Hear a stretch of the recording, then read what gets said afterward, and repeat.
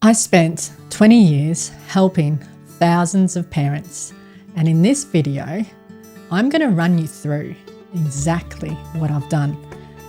If you're trying to raise teenagers and you feel like you're losing the battle, well, I've spent the last 20 years in schools figuring out exactly what actually works. I've broken up physical fights.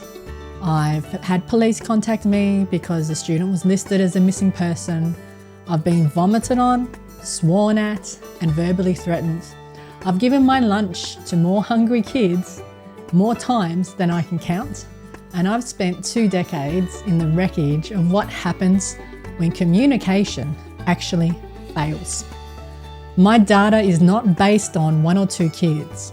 It's based on thousands of hours in the dirt and the fractures of the adolescent experience. Because if you're looking at your kids right now and you're feeling that distance, and you're feeling that distance between you grow, they're anxious and you're missing the signs, or they shut down when they don't want to talk to you, and you want to help them out, but you don't know how, all that's going to happen is the distance is going to grow. In this video, I'm going to break down the 4 seasons of my 20-year journey, the mistakes I've made as a young teacher and a young parent, the heartbreaking moments that actually changed me, and the exact shifts you need to make to save your relationship with your teenager. Pay close attention to season 4, because that is where the entire system comes together for the modern digital world that you're in right now. So if you're feeling overwhelmed by raising your teenager in this new digitized AI world, and if you're tired of all the shouting matches, or if you feel like your kid is just drifting away, this is for you. But before I jump into my seasons, I want to invite every person watching this to join my free school community. And I want you to book in a free call with me, just to chat, no sales, no hidden agenda, to help you see where the cracks are. I'm going to put a link in the comments to join and to book a call. All you need to do is click it. And we're going to start with the single lesson that changed everything for me. And it is the connection over correction rule. So when I started teaching high school and teenagers, I thought I was a good teacher because I could enforce compliance. I had the badge and I had the rule book. I was an authority and should be seen and treated as such. I would say things and expect my students to do them. That's it. No questions asked. Teaching is like dictating, right? Not too far removed from how some parents see their kids. You say something and they're going to do it. I was focused on the what they did, what they wore, what they said, and I was looking for their mistakes. I was always ready to point them out. I was winning every single argument, or most of them anyway, but I was losing the kids, and all the fun and the joy was taken away from teaching, from my teaching and their classroom experience. They were performative, but they weren't performing in a healthy way. I found the kids were distant, reluctant to speak up, reluctant to engage with me, and I dare say they were even afraid. This is my first season, this is when I realized that compliance is just a mask. I was trying to police these teens into being a good person, doing their work, getting their work done, being a good student, and I wasn't actually teaching. I was managing. I could force a teenager to sit still, but I couldn't force them to trust me because compliance is not emotional safety.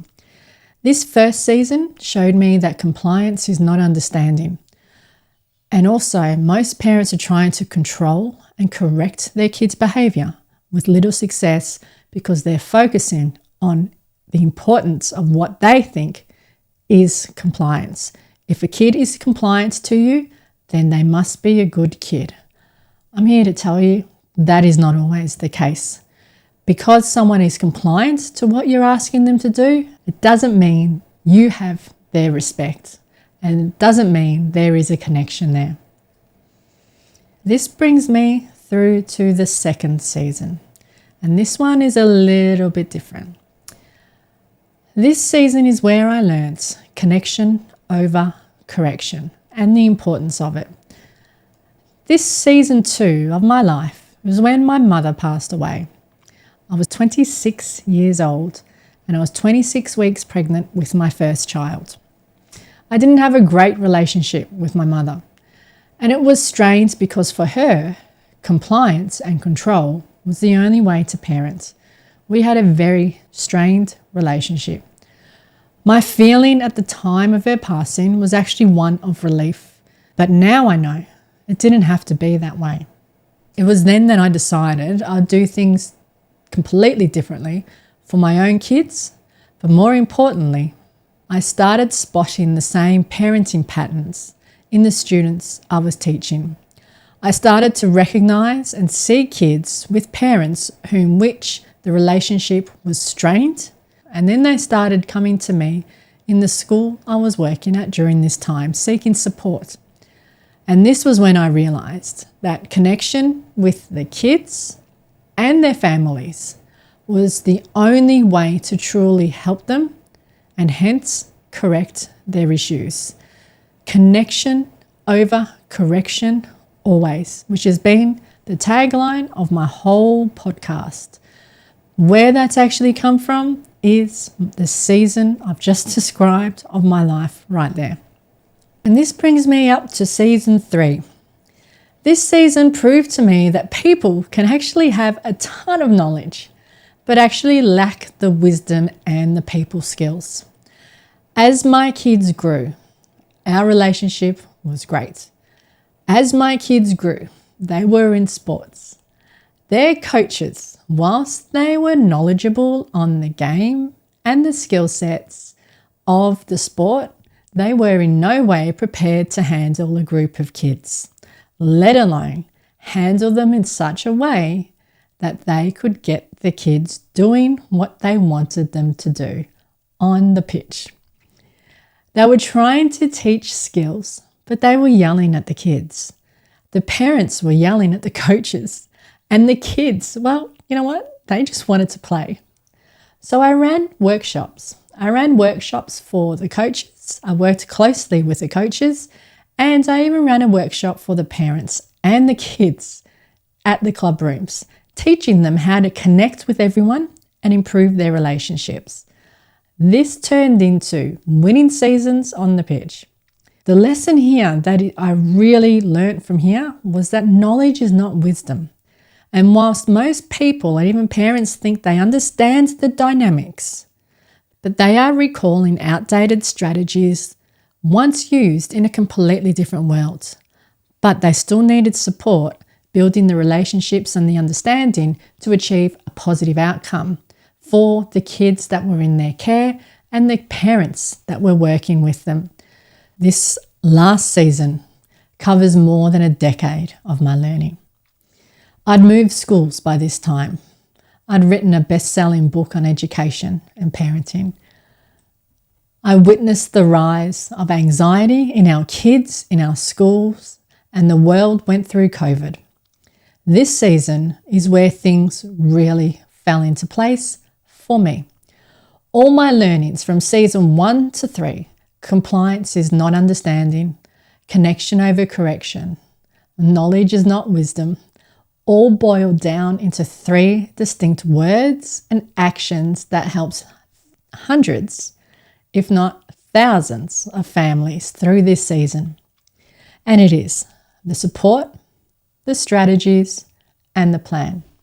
With the rise of technology, smartphones, social media, came the rise in anxiety with our kids. With more digital connection came more physical, social, and emotional disconnection. This is the season that I really started putting things into place for families. And as I said, this spanned more than a decade. I was advocating return to school plans for kids. I was speaking to parents about how to communicate with their teenager. I was giving strategies about how to spend time and have meaningful conversations with them. I was helping them plan for scenarios and future-proof their relationship and was available to help them when things went awry. For this, I built relationships. I helped parents understand and manage anxiety in their children. I helped school refusers integrate back into school and overcome overwhelm.